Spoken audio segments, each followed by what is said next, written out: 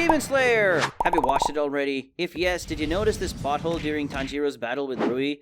We'll get back to this later with 9 other plot holes that you missed while watching Demon Slayer. So here's theory number 1. While trying to cut the boulder and convince Urukadaki to let him compete in the final selection, Tanjiro is met by Sabito. Or is he? Tanjiro at first is a bit confused, as he cannot really identify Sabito through his smell, pertaining to the fact that he is in fact a ghost. He helped Tanjiro overcome his numerous shortcomings, all while being a ghost?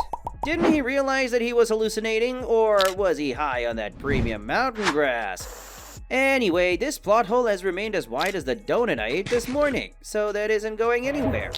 Hey, did you catch that? What was that even about? Oh, I forgot to mention, we've hidden 7 Easter eggs all over the video, and the person who finds them all and comments them down below, without the timestamps of course, as we want to be fair to all our viewers, will get the chance to win this charming Nichiren sword keychain, and a shout out to our next video. So, pay close attention, blink and you'll miss a few. Theory number 2, but speaking of Tanjiro's smelling prowess, didn't he breathe underwater while fighting the swamp demon? Haha, Koyaharu-sama, gotcha. Now, but really, how did he use his water-breathing forms while in the demon's domain, which was supposedly water? One theory might be that the demon's domain wasn't really water, but a type of thick air, and as Tanjiro was already trained under extreme pressure and cold in the mountains, he got accustomed to such terrain and was able to overwhelm the pervert.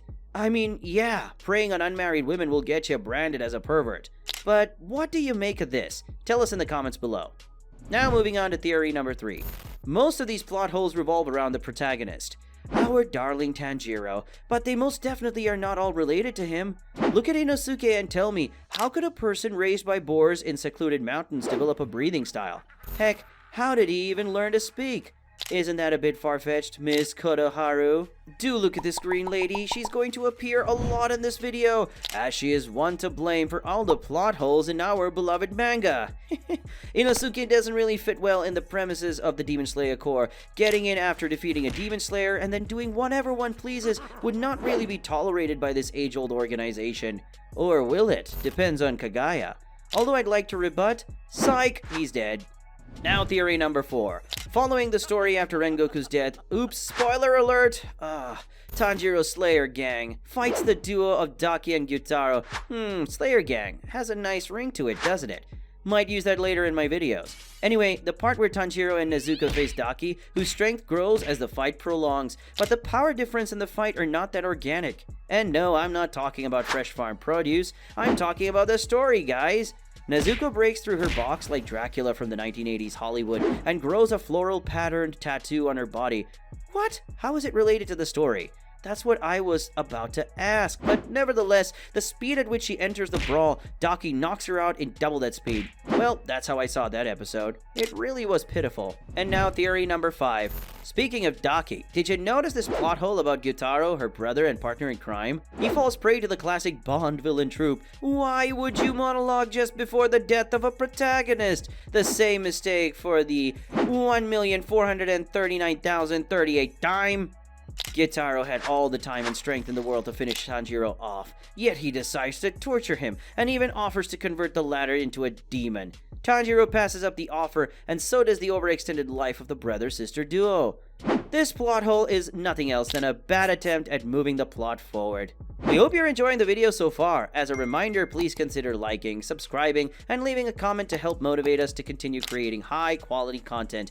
Additionally, we've provided a link to the Google form below where you can request future videos and share any material, facts, or plot holes that you'd like us to cover. Your contribution may even be featured in an upcoming video. Now moving on to the video. Theory number 6. Now look at this picture. Can you see the waves and arrows? Of course you would. Every episode has a budget of $80,000.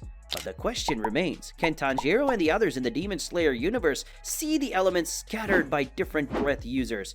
This fact is debated and has thus made into our plot holes list. Tanjiro, after struggling with Temari's attacks, has to take help from Yushiro's paper charm to be able to see the arrows in Temari and Susumaru's attacks. But is this true the other way around as well? Can demons see the incoming elements along with the breathing styles of the demon slayers they fight?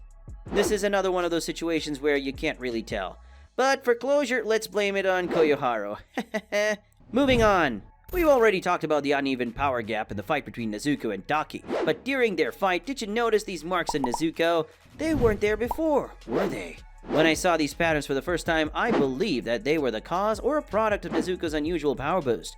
But it was neither, as the patterns disappeared on their own after Nezuko lost the battle and were never seen again in the entirety of the manga.